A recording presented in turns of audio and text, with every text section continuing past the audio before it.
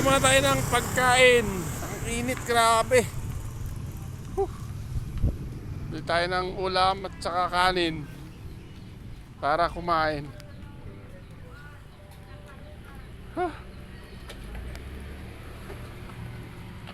Ano ulam na eh? Dalawang kanin at saka ano, isang ulam. Tsaka sabaw.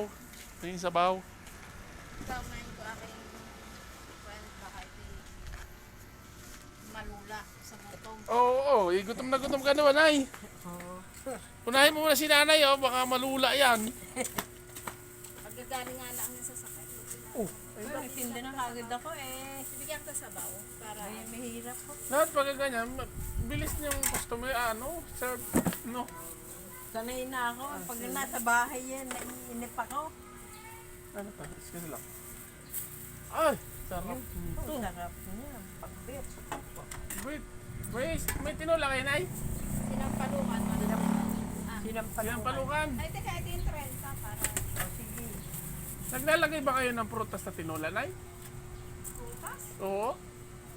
Yung sa iba may prutas eh. Di ba yung tinola nilalagyan ng prutas? Papaya. Oh. Bakit yung naglalagay ng Papaya? prutas sa tinola? Wala. Hindi, yung iba nakita ko eh. Pero, di ba yung Isang Ay, ilang kanin? dalawa?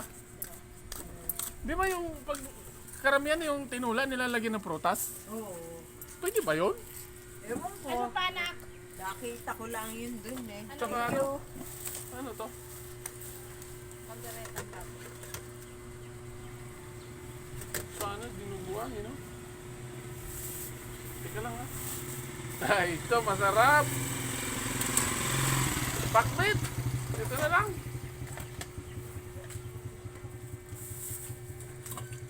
Pakbit guys. Gusto niyo pakbit? Sarap to.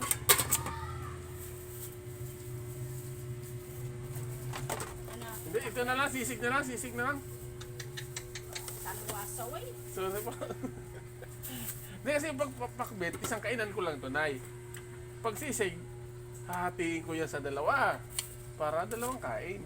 Pag pakbit kasi, masarap ang pakbit. Favorite ko to. Kaya, isang kainan lang yan.